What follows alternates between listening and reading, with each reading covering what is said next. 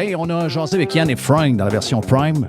On prend les dernières minutes de ça. T'sais, on prend le dernier bout, on a jasé de Trump, on a jasé de paquet d'affaires avec Yann et Frank. Vous pouvez écouter sur Patreon ou encore gratuitement également sur toutes les plateformes de podcast que vous aimez. Let's go, guys! Toute l'histoire de broyage des chroniqueurs. Non, merci. Non, il n'y a pas question. Là, il y a sondage après ça sur le 51e État. Est-ce que ces gens-là, vous êtes beaucoup dans la sauce économique avec Vincent puis d'autres également. Est-ce que les gens qui sont le plus anti-américains et qui... Parce que moi, demain matin, je vais juste expliquer mon point. Moi, j'ai un côté très, très américain, je ne m'en cache pas. Mais je veux dire... au bout de la ligne, il y a une seule affaire que je pose comme question. Si tu veux faire un pays, est-ce que tu es capable de garantir que pour les gens qui me suivent, mes enfants, mes petits-enfants qui vont arriver, est-ce qu'ils vont vivre dans une place qui est meilleure que celle dans laquelle je suis en ce moment? Si tu peux me vendre ça, puis tu peux me le prouver, j'embarque dans ton projet. OK? Si tu me dis que pour une raison d'orgueil ou une raison de je sais pas trop quoi, tu es mieux être dans la misère pendant 250 ans parce que, Chris, tu es un côté borné, ben moi, j'embarque pas dans ton histoire. Mais, regarde, c'est le bébé, eux autres. Mais est-ce qu'ils sont au courant que les gens qu'on voit, là, qui ont peur, mettons, puis on sait qu'il y a une stratégie, puis c'est du bluff, etc., là, mais le fond fait sortir des affaires pareilles. Est-ce qu'ils sont au courant que si un jour le Canada est obligé de se mettre à genoux puis de se demander aux États-Unis de les prendre sous son aile, que ça va être été fait par nous-mêmes, de par ce qu'on voulait, un esti de pays socialiste, qui imprime de l'argent, où ce que tout le monde travaille pour le gouvernement, où ça travaille le moins possible, puis qu'on subventionne des compagnies avec des astis de projets douteux, puis etc., puis qu'on bâtit des dettes à pu finir, on est rendu à rembourser, je pense que c'est 70 ou 75 milliards par année, juste l'intérêt de la dette. Est-ce qu'ils sont au courant que si un jour on arrive à ça, c'est par les idées qu'ils défendent, ces gens-là? Écoute, cette discussion-là sur le 51e État, c'est tellement drôle parce que tout le monde sait que c'est un bluff, tout le monde sait que c'est une joke, tout le monde sait que c'est pas réel, ça n'arrivera pas, il n'y aura pas de demande canadienne de s'intégrer ou d'annexer avec les États-Unis. Tout le monde comprend ça. Ça n'empêche pas qu'on peut faire l'exercice mental pareil de dire Hey, ça serait-tu avantageux? Oui, non, peut-être. OK? C'est sûr qu'au niveau culturel, sociétal, on s'entend, on est assez différents des Américains. Je suis pas sûr que ça ferait un bon mix, tout ça. On aime se tracer un trait avec eux autres, surtout les Québécois, mais les Canadiens aussi sont comme ça. Mais au niveau économique, quand tu arrives, tu vois un PIB par habitant aux États-Unis à 80 quelques mille, puis à 55 000 ou 54 000, non, même 53 000 au Canada en dollars US. Tu te dis, économiquement, peut-être qu'on aurait avantage, peut-être qu'il y aurait plus de liberté économique si on faisait cette annexation-là. Si éventuellement, au niveau militaire, géopolitique, le Canada gagnerait en influence, ben oui, définitivement, on serait plus influent à l'intérieur des États-Unis. Fait qu'on peut avoir un débat là-dessus, mais ce qui est fascinant dans tout ça, c'est qu'on ne devrait pas avoir cette discussion, cette discussion-là, puis la raison, c'est la suivante. En 2012, quand tu regardes le PIB réel par habitant au Canada, on était en avance sur les États-Unis. On avait rattrapé les États-Unis de 2000 à 2012. On les avait même dépassés. Pense-y, là. On était au même point que les Américains en termes de PIB par habitant. Sacrifice, c'était tout qu'un accomplissement pour les Canadiens. Mais ça, oui. En 2015, on élit Justin Trudeau. On avance dans le temps. On s'endette comme des débiles. On fait des déficits comme c'est pas possible. On a des nouvelles dans les médias qui nous disent qu'on est au 6e trimestre consécutif. Ça veut dire 18 mois, là, 1 an et demi. 6e trimestre consécutif de baisse du PIB réel par habitant. Fait qu'officiellement, on n'est pas en récession parce que le PIB n'a pas baissé 2 trimestres consécutifs. Mais le PIB réel par habitant, donc on enlève le fait qu'il y a des migrations qui rentrent à tour de bras, puis on enlève l'inflation de l'équation, là, on se rend compte que cette mesure-là, elle baisse depuis 18 mois. Ça, le PIB réel par habitant, c'est votre niveau de vie. Votre niveau de vie a baissé dans les 18 derniers mois et a stagné depuis 2015. Ce qui fait en sorte qu'aujourd'hui, il y a presque 30 000 $ d'écart entre le niveau de vie d'un Américain et celui d'un Canadien, alors qu'on les avait dépassés en 2012. Jeff? Est-ce que ça inclut quand on parle de PIB, est-ce que ça inclut la fiscalité? La fiscalité là-dedans est dealée comment? Ben écoute, le PIB, c'est tout ce qui est produit au Canada. C'est tout ce qui sort des usines, ainsi de suite. Puis les services, tout ça. Fait que la fiscalité, veut pas, elle nuit tout le temps dans cette histoire-là. La façon qu'elle a de nuire aussi, on le voit un peu dans un article de CTV qu'on avait il y a quelques jours, qui nous disait justement qu'on était au 6e trimestre consécutif de baisse du PIB par habitant en termes réels. On disait aussi que l'épargne des Canadiens avait augmenté. Là, tu te dis, hey, c'est pas une bonne nouvelle, ça, Yann? L'épargne des Canadiens augmente, les gens économisent plus. Ouais, mais quand tu regardes un peu en sciences économiques, tu vas avoir l'effet ricardien qu'on appelle. Là. Cet effet-là, c'est quand que les gens dans la société voient que le gouvernement s'endette beaucoup. Ce qu'ils anticipent, c'est des hausses d'impôts futurs. Fait que pour prévenir ça, le réflexe numéro 1 des gens, c'est de mettre plus d'argent de côté en pensant que ces impôts-là vont augmenter. Et ils se mettent à consommer moins, ce qui fait un ralentissement économique. Hey, regarde donc, c'est exactement ça qui se passe. Exact. Exactement. Fait que tant aussi longtemps que le gouvernement ne fera pas de ménage dans ces shit, on va être dans une situation que les Canadiens vont continuer à épargner plus, puis vont consommer moins, puis l'économie va continuer de ralentir, puis on va continuer à s'appauvrir. Jordan Peterson dit dans un podcast que j'ai vu, j'ai pas vérifié si les chiffres sont vrais, mais j'imagine que c'est pas un câble.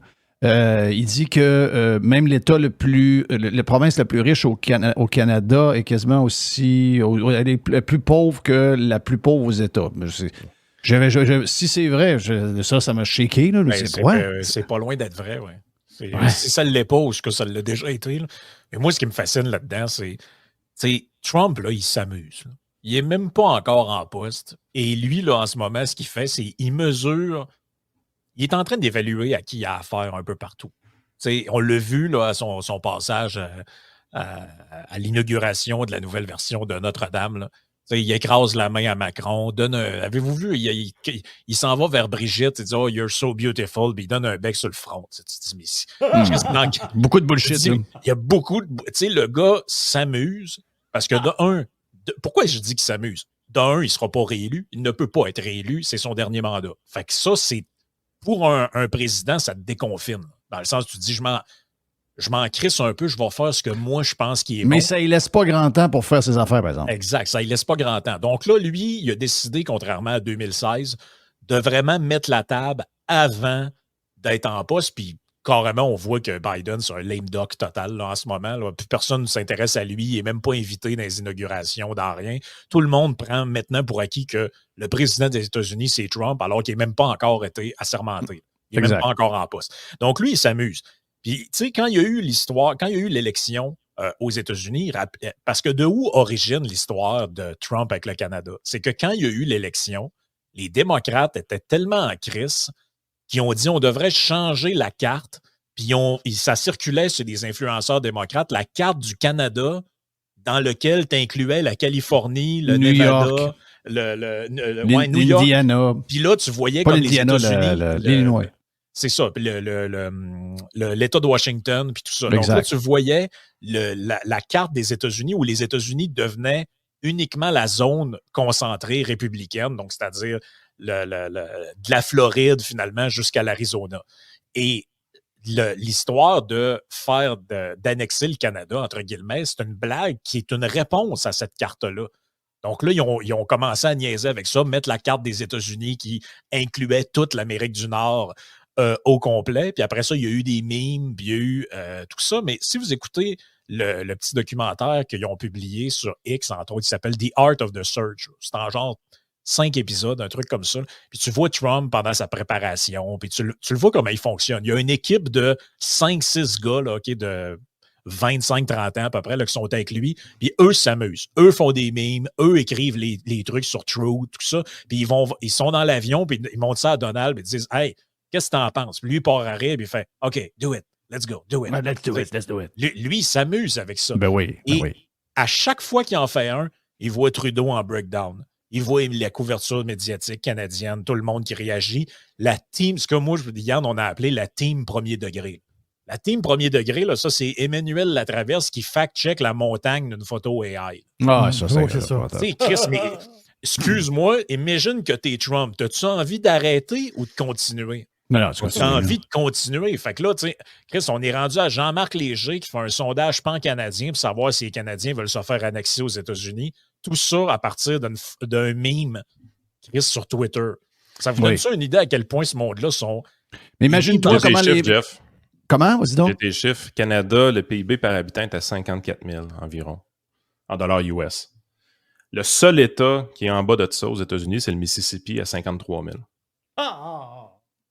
Ça, c'est le Canada là, en moyenne. Ça veut dire que l'Alberta est compris là-dedans. Là. Si tu enlèves l'Alberta, on est plus faible. Tout le monde comprend. Ouais, c'est ça. Fait que le seul État qui est pire que le Canada, c'est le Mississippi. Le deuxième pire, c'est le 50e État, c'est l'Arkansas, à 60 000. OK. On est en bas de l'Arkansas. Oui. Mais c'est le PIB, là, des fonctionnaires. Est-ce que des fonctionnaires, c'est bon, ça, pour le PIB? Pas tant, non. Ben, Non, voilà. ça produit pas grand-chose. West Virginia. Au Canada, tout ce qu'on a.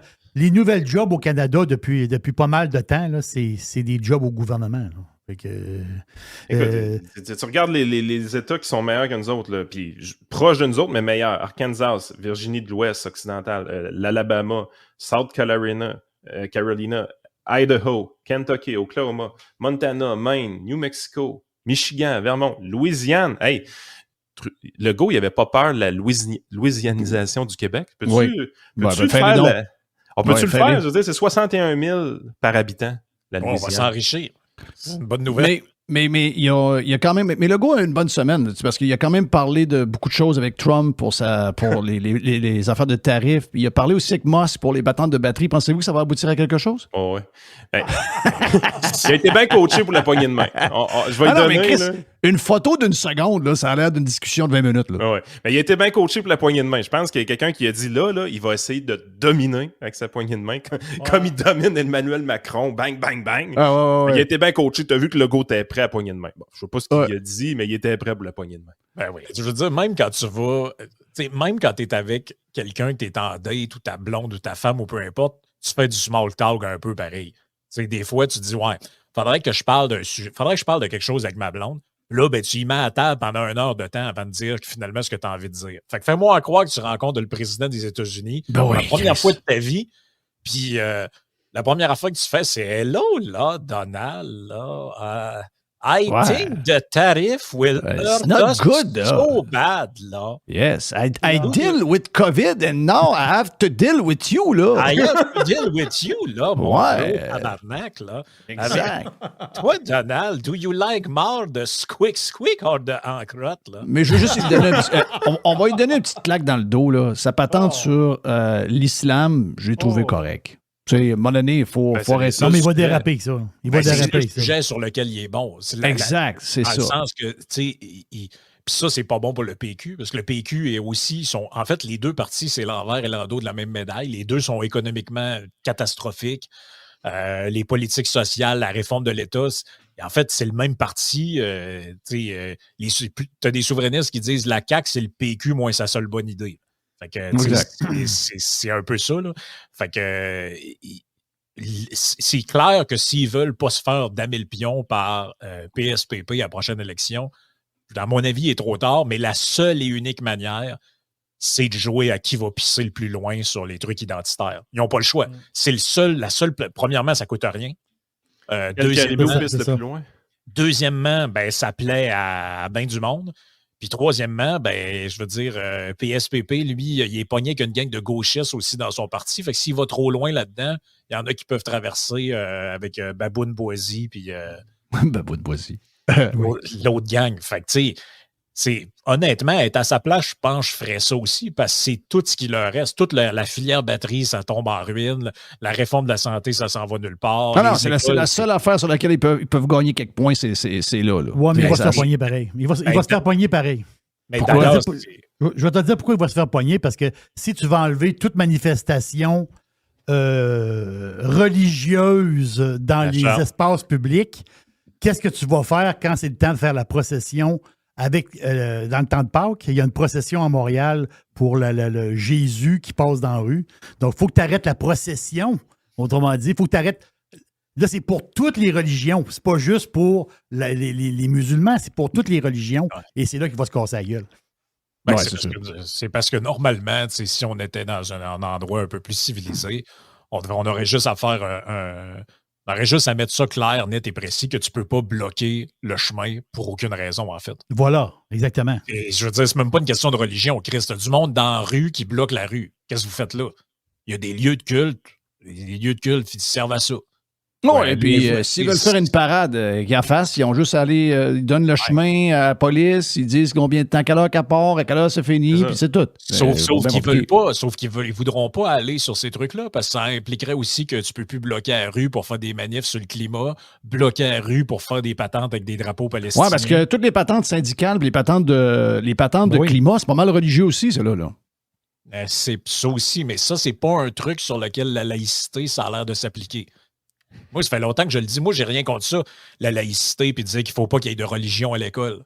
Mais les histoires d'enfants qui rentrent dans la classe, puis il y a le drapeau arc-en-ciel, puis le drapeau de la Palestine, puis aujourd'hui, on va parler des 360 nuances de genre.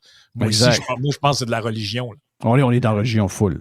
Le socialisme est une forme de religion. Le genre de social-démocratie est devenu une forme de religion. Le gouvernement est devenu une forme de religion. Thank you, boys. Ben le fun. On vous écoute sur votre version gratis, mais également pour les gens qui sont abonnés à la version Patreon, nos chums Yann et Frank. Thank you, guys.